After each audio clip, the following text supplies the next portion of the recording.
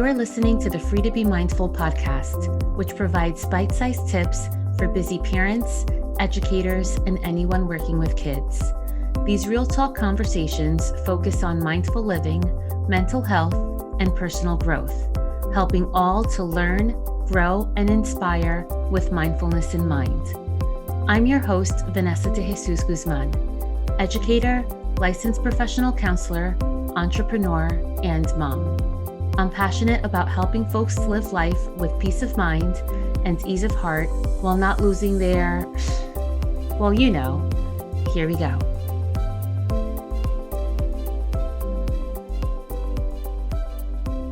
Hi, and welcome back to the Free to Be Mindful podcast. I hope that you're feeling good, looking good, and doing better in this world than you were yesterday.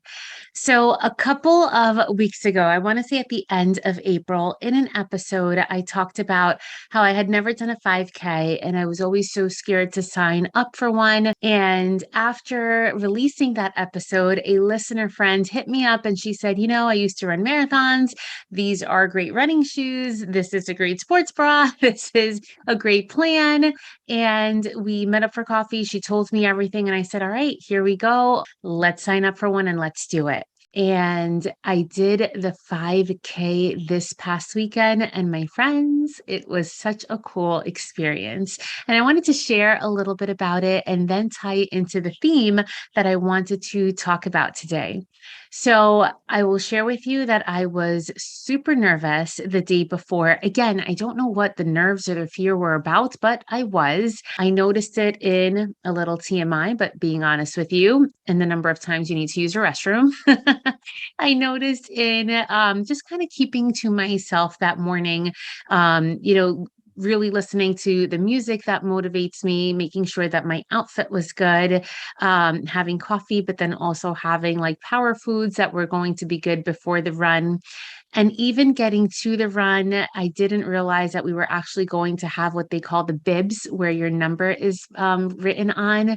And that was really cool just to, look real official with the bib on the shirt, pinned to the shirt. And right before, my husband and my son were there with me, and my parents came right before we got started. And I went to pop my AirPods in, and I had charged them the night before, but they were dead, as in garbage dead. The light did not turn on. And mind you, the night before I had, put my Spotify playlist in the order that I knew was going to be motivating for me because I'm really motivated by music. And that was a bummer. And of course, everybody has a great start off point and you're motivated by so many runners. And then very quickly, you see the group begin to spread apart and the actual runners all the way at the front line. And I didn't know where I was. I didn't know if I was in the middle. I didn't know if I was at the end. And after hitting a little bend, still not being able to see behind me, I was having like this internal conversation in my mind. The first one was, the music. And then I said, you know what? Let me just play the music on my phone, even though it wasn't blaring in my ears as I like it. I just put it on my phone and it wasn't the same, but at least it was something. And the second conversation in my mind was, I wonder if I'm last. And I really wanted to turn around and look behind me. I really wanted to see how far away from being the last one am I? And I wonder if that was a fear that I actually had, that I didn't want to be the last person crossing the finish line. And I said, no, you know what, Vanessa? You cannot look back because you're not going that way. You are going straight ahead, and that's where you keep your eyes because that is your destination. So I did not look behind me. Obviously, as people were passing me by, because there were about almost 500 runners or so, I saw people of all ages. And at one point, I actually saw what looked like a couple, had to be at least 60 plus, and they passed me by, and I was like, go you, go you. I hope you do well. And I was just trotting behind like a turtle going through peanut butter, just doing the best that I could. So that was eye-opening, and it was also motivating to see people of all ages, people of all sizes, and really doing their personal best. And when it came down to it, even though it was really cool to see people of all ages and all sizes, I would really only see them as they passed me by. And I could have gotten upset. I had the absolute choice of thinking, oh, well, I guess I might be the last one. Let me just walk it out. It doesn't matter anymore. Right. But I didn't. I just kept on going at my pace. And at the mile mark, when I saw 10 minutes and 4 seconds, I believe it was, when I hit the mile mark, in my mind, another conversation, I was like, holy moly, I've never done a 10-minute mile, at least this summer, as I have been practicing leading up to the 10K, oh my goodness, to the 5K. And it was really cool to see 10 minutes on the clock because I knew I was going at a fast pace. I also knew because I was going at a much faster pace than I had practiced that I was much more tired. And I felt that very quickly. Shortly after that, I saw my husband, my son, and my parents waiting for me and cheering me on. My son was really cute. He made me a sign, saying "Go, mommy," and with a bun on top of my head as I run, and that was really sweet. And then about a mile and a half in, that's when I really started getting tired. And that's when I had to walk. That's when a little hill came up ahead. And it was really interesting because now I'm at the point where I'm seeing the New York City skyline, absolutely gorgeous, very motivating. But at the same time, it's also when I'm seeing in that same street the runners that were much ahead of me going back toward the finish line as I still had much to go up ahead and then a bend, a roundabout before going back to the same way. And another conversation that happened in my mind, I was seeing the runners going back in the direction of the finish line, again with the skyline behind them. I started thinking, wow, how easy would it be for somebody to just, instead of going all the way up and then turning around, to just cut across right then and there? Nobody would know but the few eyeballs that are in that vicinity. And then at the end of the line, your time looks great because you shaved off a couple of minutes and nobody would ever know, with the exception of a couple of people. How easy it would be, but how then you would cheat yourself. And is it about reaching the finish line first? Well, for some, it may be. And here's where I want to tie in the theme for today is, how are you doing the things for you? How are you beating the past versions of yourself? How are you improving compared to the you that walked on this earth yesterday? How are you being the best possible person that you can be without comparing yourself to others? Because it's like comparing apples and oranges. They may all be fruits, but they are not the same. And my journey is very different than those that perhaps did finish on the top 10 because I'm not a runner. I literally went again from the couch to a 5K. I'm active, but I'm not a runner. But here I was running this 5K as I thought that how easy would it be to do that? But of course, it's not me. And I really wanted to see how I did after the weeks of practice and what I can prove to myself for nobody else but myself, really. And even though it was really cool having my family there cheering me on, at the end of the day, this was just for me. And one would hope that we as humans engage in things like this because we do want to improve as people. It would be very simple to never try anything new, to never step outside of your comfort zone, to just kind of stay stagnant. And when we think about it, there are many aspects in our life that perhaps we do. Some of us like to challenge ourselves physically, but some of us like to challenge ourselves perhaps intellectually, while others say, thanks, but no thanks. I don't want to grow in that area. I'm okay with staying stagnant. And this opens a door to another conversation of, is that okay? Should we always be kind of running toward the finish line? And my personal opinion, I love to learn and grow. And that's why I have the motto of learn, grow, and inspire, because I love to grow as a person and constantly just learn new things because I feel like it makes you a better person and it makes your experience and your journey through life so much more fun, so much more interesting, and hopefully when we're old and gray, so much more memorable. However, there is then the constant juggle of, well, I need to rest. Am I doing too much? Is this absolutely necessary? Just because that person is doing something, should I be doing the same thing too? And the answer to that is you got to do what's best for you. So just because I did a 5K doesn't mean that you need to go run a 5K, but perhaps you can challenge yourself in a different area where your mind, maybe your soul is pushing you to challenge yourself in order to grow as a person. And nobody has these answers but you. So I challenge you to think about, what is it? What is something that you've been wanting to do, but you've been holding yourself back from doing, perhaps out of fear, out of discomfort, out of not wanting to do it by yourself, out of not knowing even where to start.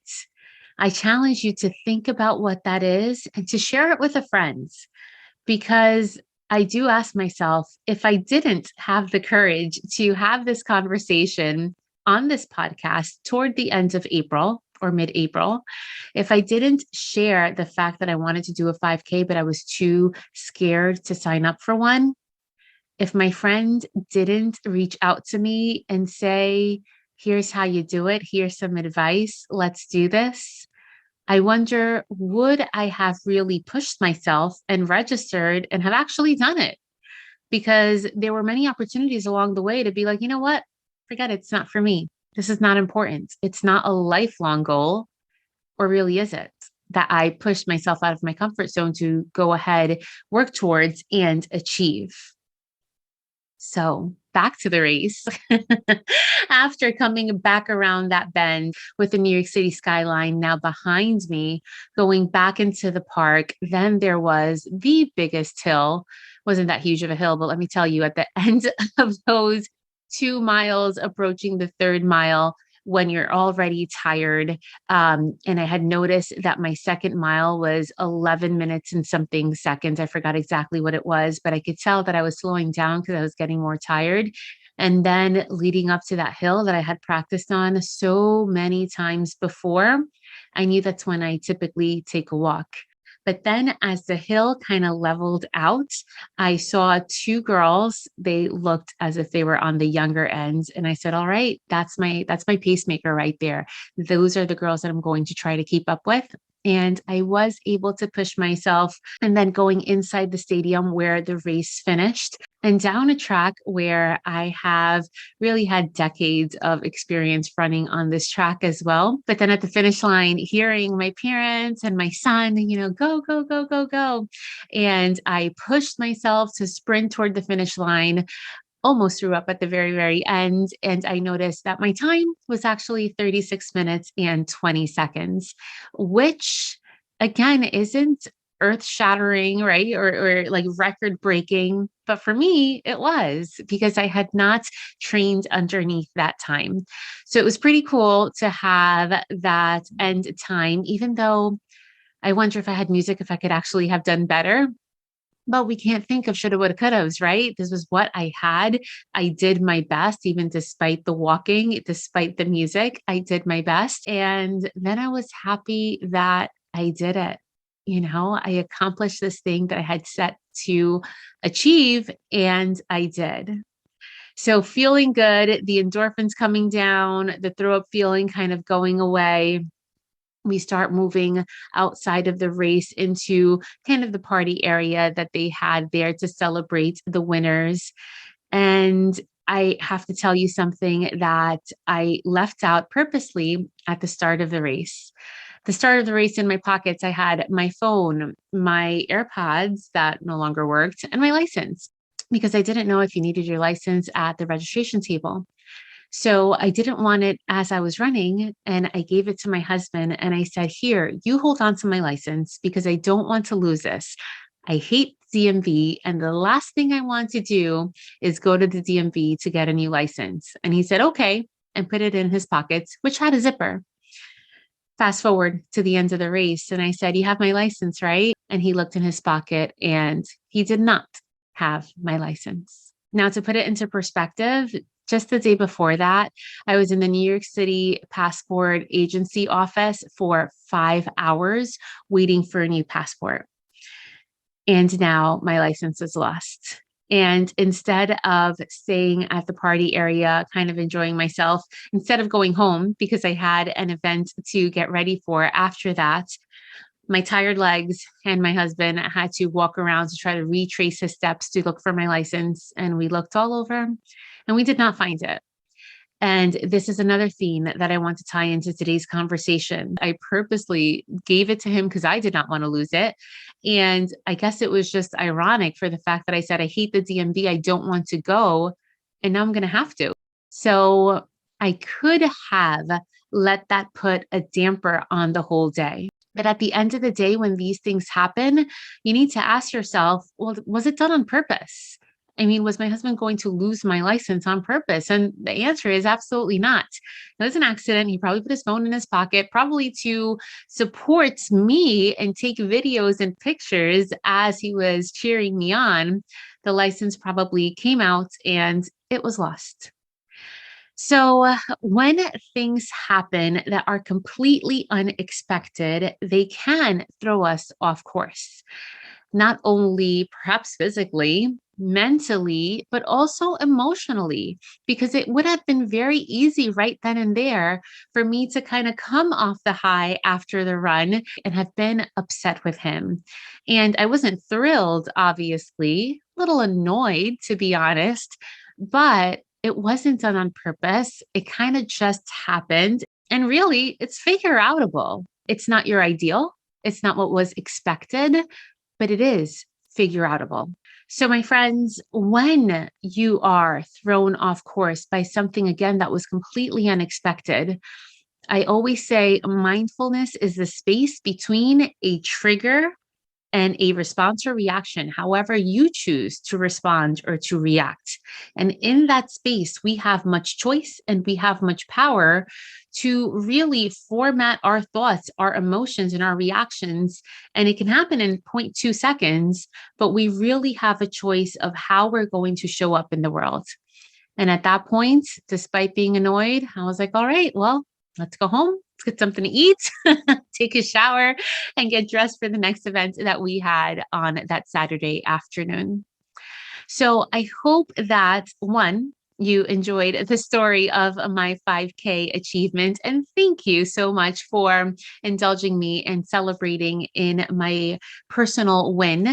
And secondly, I really hope that you can take the message with you that you always have the choice and the power as to how you're going to first challenge yourself, knowing the balance between challenging yourself and rest, knowing what you need and when you need it. But when you can, challenging yourself to step out of your comfort zone, to do those things that perhaps you said you were scared to do or could never do, and just see if you can. And again, not a race among other people, but really between yourself and trying to be better than the version of you that lived yesterday. And it's a really awesome feeling when you give yourself the opportunity to do that. And the third theme, of course, is to really think about, is it really worth to scream and yell and throw a tantrum for something that perhaps was not done intentionally, for something that perhaps won't matter, maybe even 5 minutes, 5 hours, 5 years from now?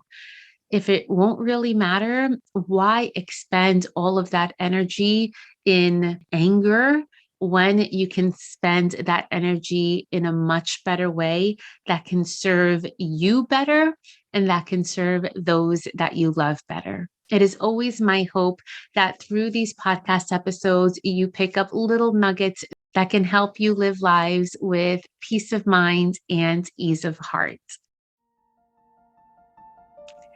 So right now, regardless of where you are or what you're doing, take a deep breath in through your nose as you feel your belly rise, and let that breath go as you feel your belly deflate.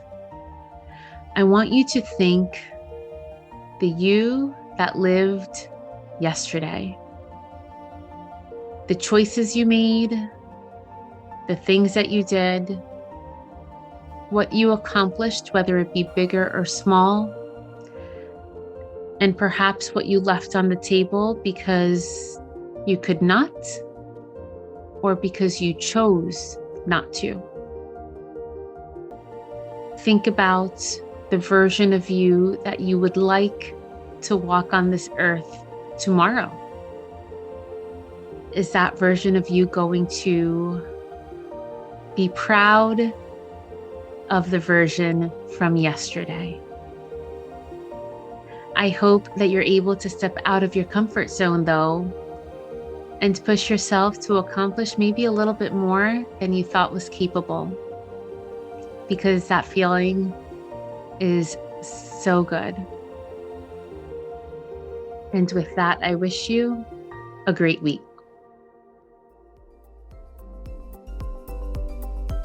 I hope you enjoyed this week's show.